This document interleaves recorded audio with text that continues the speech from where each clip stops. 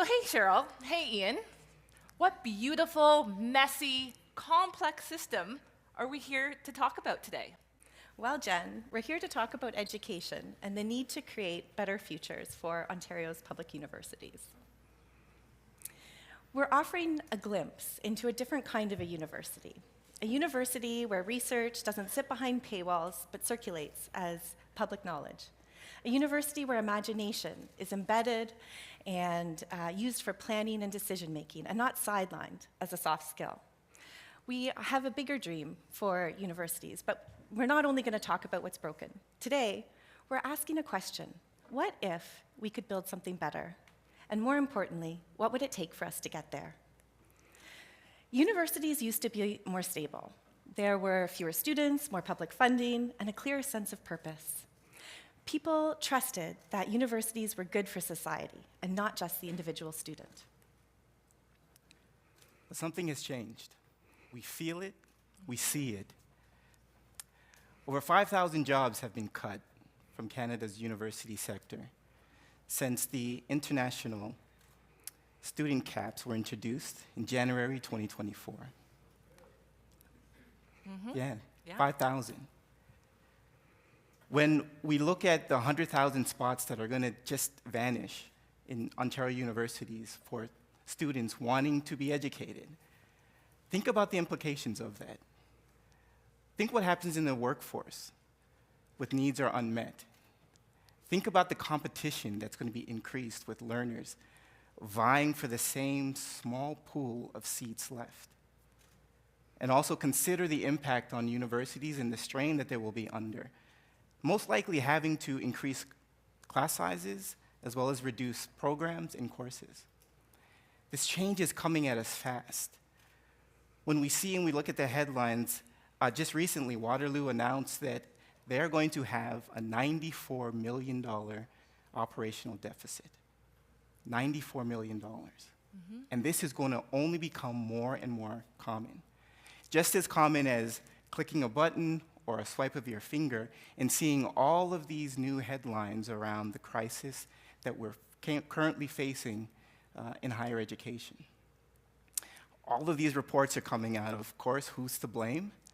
How did we get here? What are the origins? And stories around its imminent demise.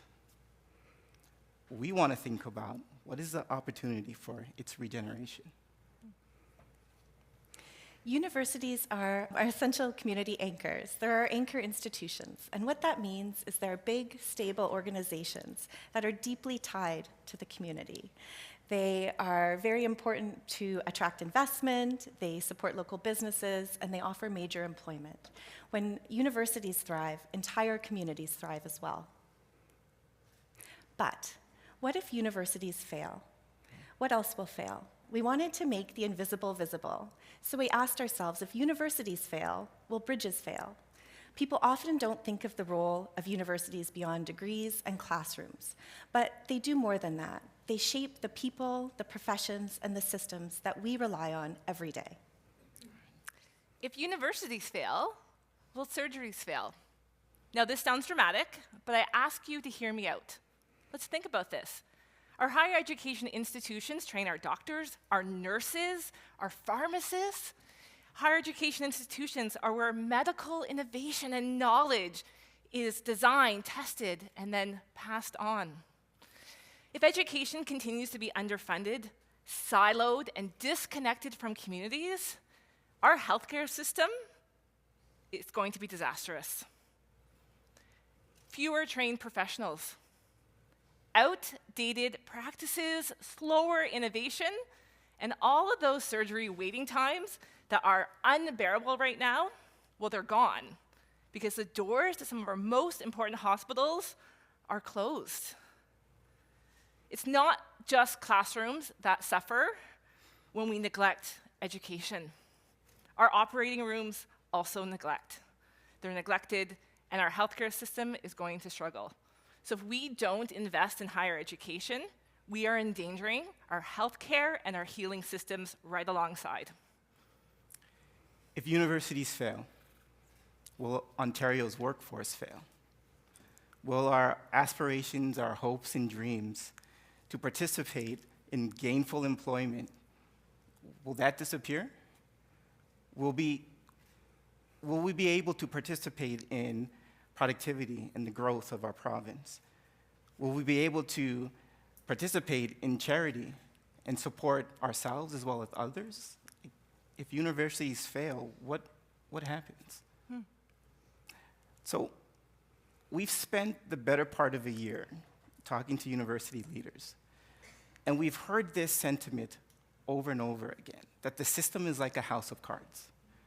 So imagine with us, that is just a metaphor for describing something that looks intact and beautiful on the surface.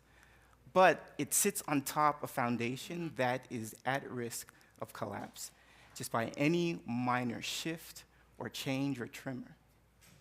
And so we see these shifts and tremors in higher education really in disconnected leadership, governance inertia.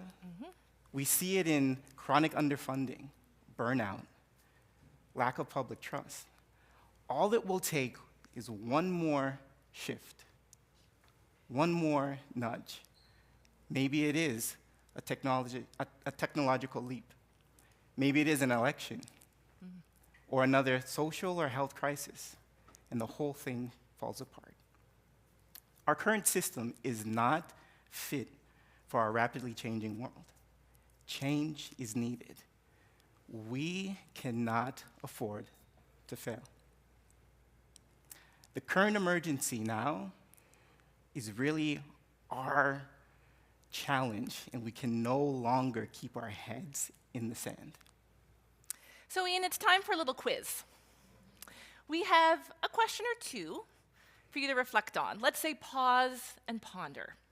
Question number 1. Are you ready? If we are reimagining higher education, is governance untouchable? True or false? Who gets to decide, and who gets to decide what happens in our universities?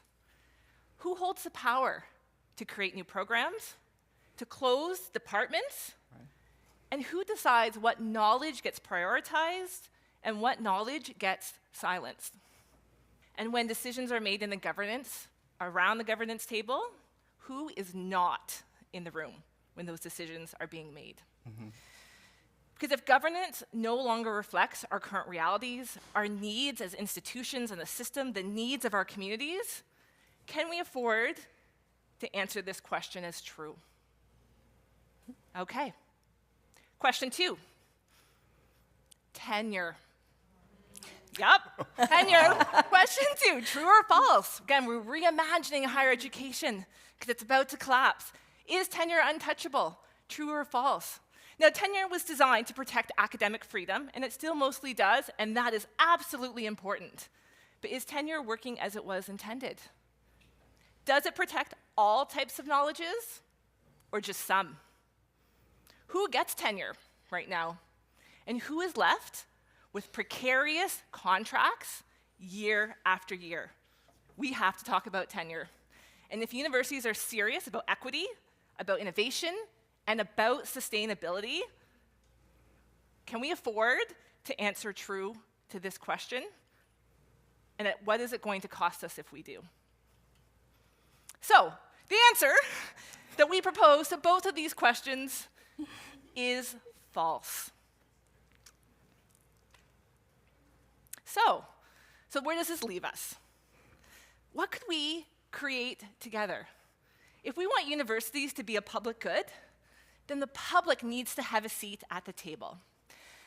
So that means co-creation. How do we do it? Co-creation. Now you're probably wondering, well, what is co-creation? I'm going to tell you what it is not. Co-creation is not consultation. Co-creation looks like this. Students, faculty, community groups engage in co-designing new curriculums together. Co-creation feels like researchers and local leaders co-imagining and co-defining the questions that they want to explore together and having shared ownership over those outputs and that knowledge.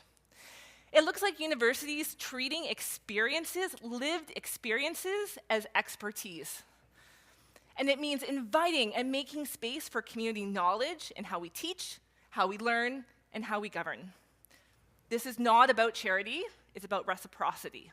So you see, when universities invite communities in, they become more relevant, they become more resilient, they become more trusted. And communities also benefit. Absolutely. When communities are invited in and there's space for them, they have access to tools and networks that they might not have access to otherwise. And let me tell you, right now, as trust is eroding, because it is, we can't afford not to work with communities.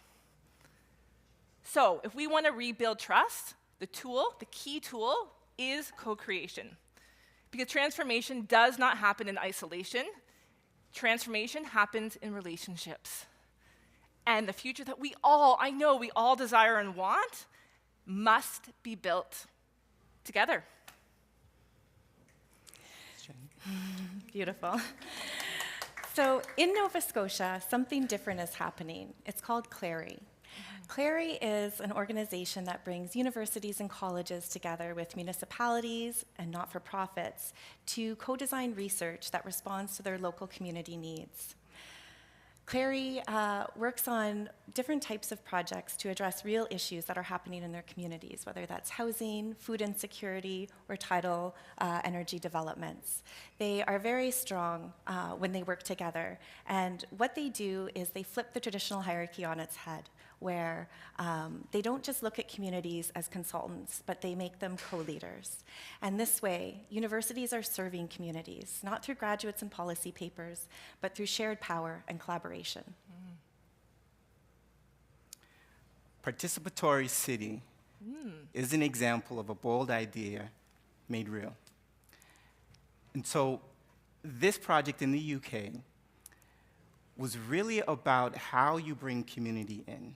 It started with the simple question, simple notion around wanting to make sure that everyone who lived within a 5-minute walking distance of a space that they could participate in building and creating, and really engaged in supporting their lives and their hopes and dreams and connectivity with those in their community.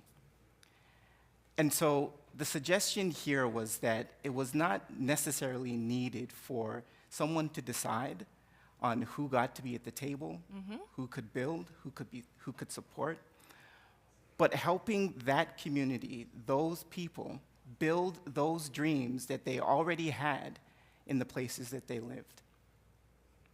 And so without the gatekeepers, this is a prime example of how, when we allow space to be made and power to be distributed to people, that possibility can actually grow.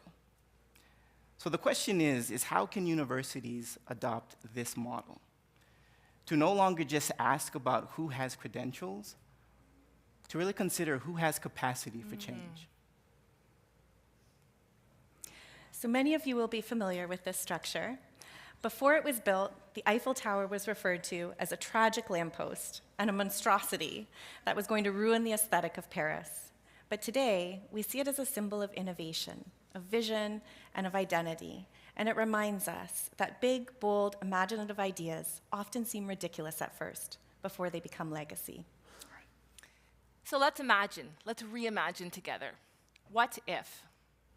What if we make better decisions?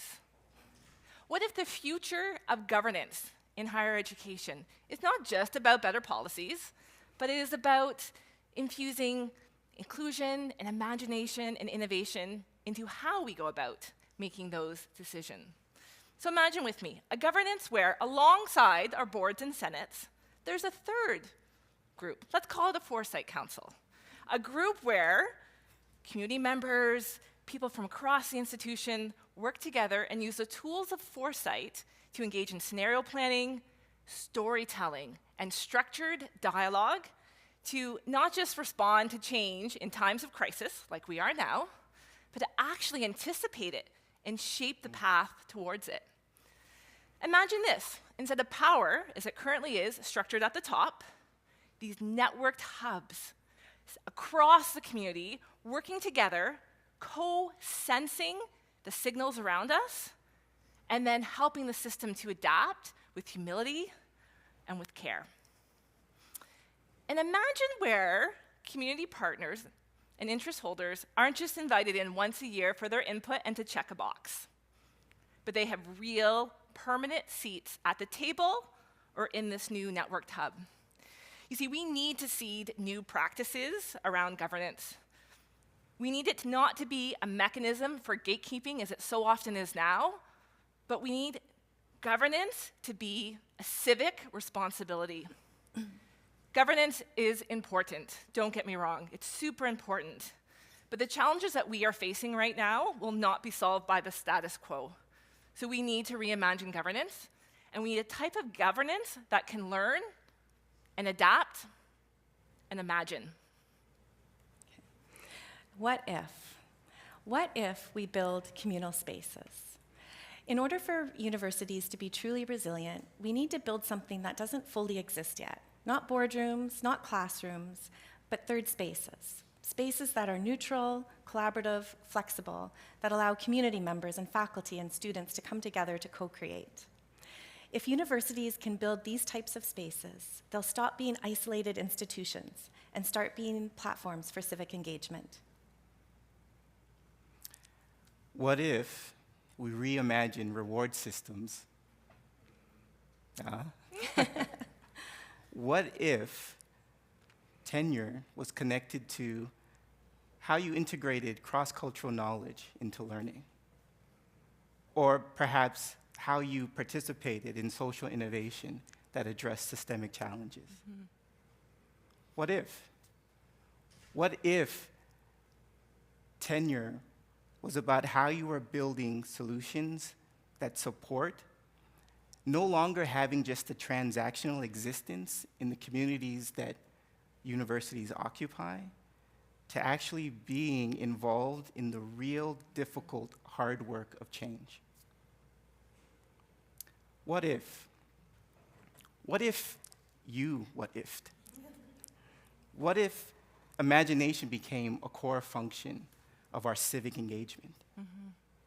What if we put away this notion that imagination was just reserved for children or creatives?